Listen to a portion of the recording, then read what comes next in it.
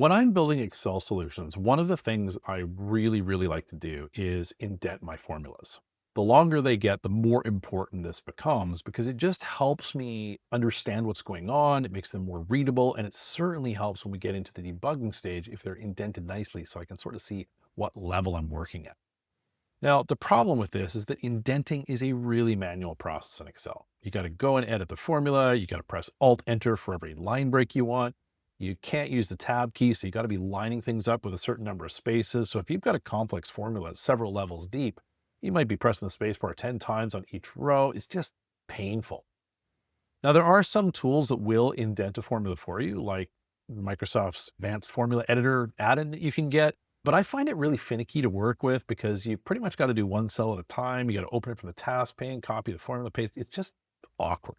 So what I wanted here was a really easy way to indent one or more cells simply. So that is what I've built here, and I'm hoping that you're going to like this, but I do need to let you know about a couple things. Number one, it's language agnostic. Whether you're in English or anything else, this should work for you. But number two is this is a pro feature. And what that means is if you're on a free license, the FX Monkeys button over here will be grayed out. You won't be able to access any of those tools. And the shortcut I'm about to show you also will not work. Okay. So, but if you're on a pro license, I'm really hoping you're going to like this. So let's go and grab a few formulas. We do want to call out this one here. This is an if error round formula. If I take a look at this, this is an if error subtotal. We have a slightly different subtotal range in this particular one here. And down here, we've got an if error with just a difference in it. So there's a few different formula structures going on in this thing. So I'm going to grab all of this. And in order to indent it, what I'm going to do is I'm going to press Ctrl Shift I. And just like that, every one of these formulas has been indented. Because we have our dynamic resizing the formula bar on, you can see that it automatically showed up here nicely indented. And if I go and take a look, here's my subtotal. Here's other subtotal. So everything's been preserved nicely, just indented. Here's my difference. Beautiful. Now, what if I want to unindent things? Sure, no problem. Let's go and grab all these guys here. This does require a button. So we're going to go to the FX Monkeys, hit the drop down arrow, and unindent formulas. And that will go and unindent them all. So there we go. We're right back to a flat single line entry. No problem. Of course, if you're looking carefully, you might notice as well that right here, there's indent formulas. So if you forget the Ctrl Shift I shortcut, you can still go and click indent formulas and get the same behavior. Now, I know what some of you are thinking is, hey, Ken, I write macros and I have Ctrl Shift I since nobody else uses it in Excel. I've got that assigned to trigger my macro. And now Monkey Tools is indenting instead of running my macro. What the heck is going on? No big deal. Anytime I override Excel's default behavior, it is really important to me that we give you a way to turn that off. So let's go turn it off.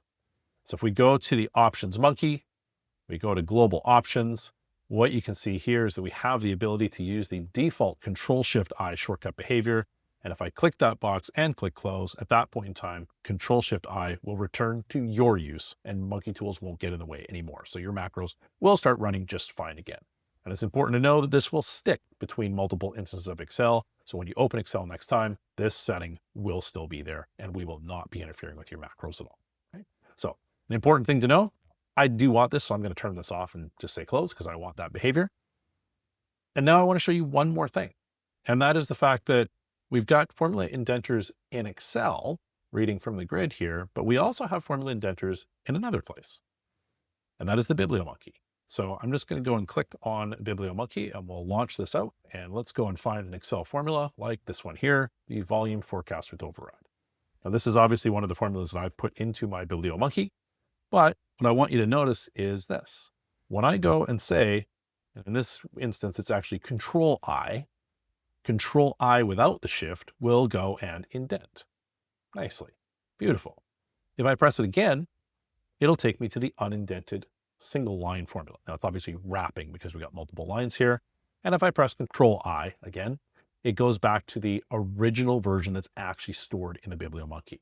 Okay, so indent, unindent, original is where we actually get to.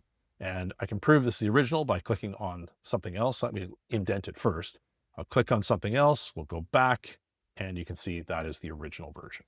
Okay, so We have the ability to do indentation in here to make it a little bit easier to actually see what you've got inside your BiblioMonkey. It will, of course, go and color code it so we can actually see what's going on. Makes it a little bit easier to see what's a Monkey Tools tag versus something else. And this is some of the cool work that we've done around our indenters and parsers.